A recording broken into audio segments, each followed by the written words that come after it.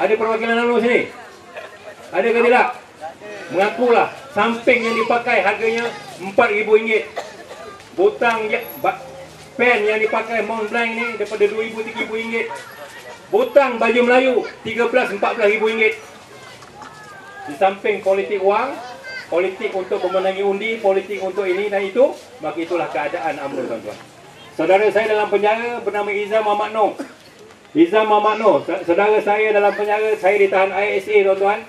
Ketika itu, barulah satu di kita duduk satu blok yang besar, ditahan tanpa bicara, duduk situ 2 tahun, sembanglah punya sembang, dan dia dalam pengalaman dalam UMNO-nya, sebelum masuk reformasi, masuk Parti Keadilan, menceritakan bahawa Pak Abu, dia panggil saya Pak Abu, dalam UMNO ni tidak ada ketua bahagian yang tidak ada wang RM1 juta dalam akaun dia.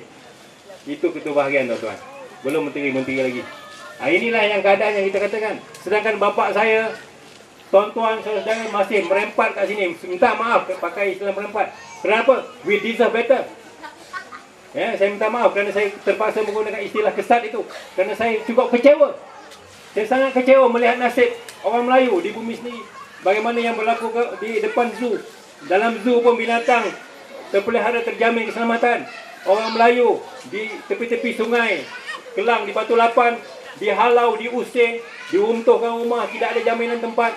Bagaimanakah penduduk Kampung Fajar yang dulu tahun 60-an, tahun 70-an menjadi penerus estet-estet yang luas, yang telah membangunkan ekonomi Pulau Kelang, ekonomi Selangor, ekonomi Kuala Lumpur pun pada masa itu. Mereka membangunkan ekonomi melalui penurunan getah. Ekonomi getah telah memberi sumbangan yang besar sehingga apa yang kita lihat pada hari ini. Tetapi orang di Kampung Fajar, tak seorang pun yang telah merintis kampung itu telah menoreh getah di seluruh kawasan Melawati sebelum ini. Ada yang 30 tahun, 40 tahun, tidak ada seorang pun yang diberikan penempatan tetap, tempat tinggal tetap, rumah tetap. Khususnya masyarakat India. Seolah-olah mereka itu bukan manusia. Ini yang kita nak perjuangkan. Kalau kita faham bahawa kita ni berhak terhadap kekayaan negeri.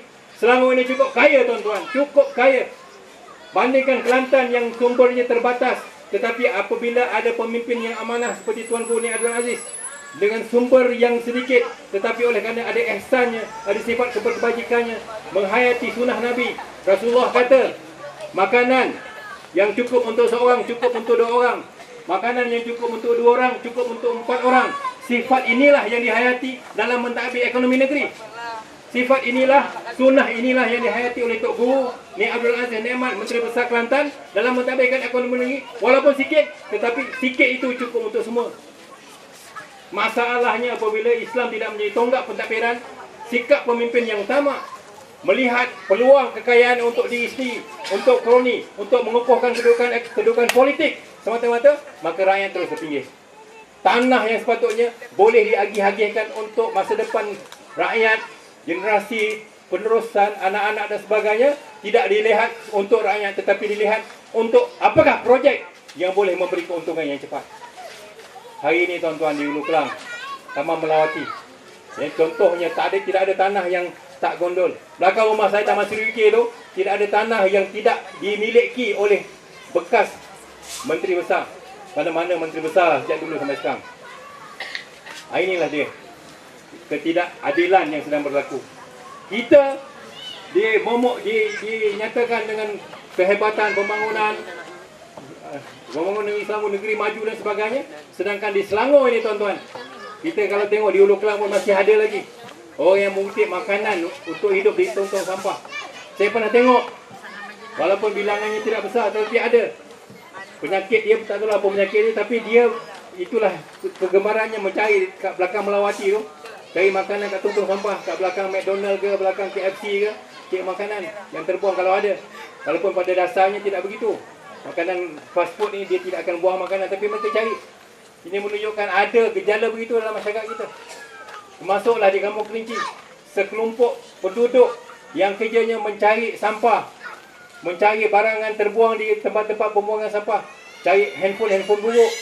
Dan pendapatan mereka, tuan-tuan, ini bukan cerita kita, tapi disediakan oleh Metro. Pendapatan mereka sebulan antara 200 hingga 250 ringgit sekeluarga. Ini berada di Selangor. Ini wujud di Selangor. Jadi ini yang kita nak fahamkan, ya. Kerana apa? Apa yang berlaku? Pemimpin-pemimpin UMNO apabila nak pilihan raya, tengoklah jalan diturap. Betul tak tuan-tuan? Jadi bila nak diturap ni? Besok. Baru lepas turap. Kat AU 2A dah tengah turap jalan, tengah jam hari ni. Ingat bukan sebab apa? Sebab ada turap jalan. Ini yang keadaan ini yang kita nak hayati, ya, dalam konteks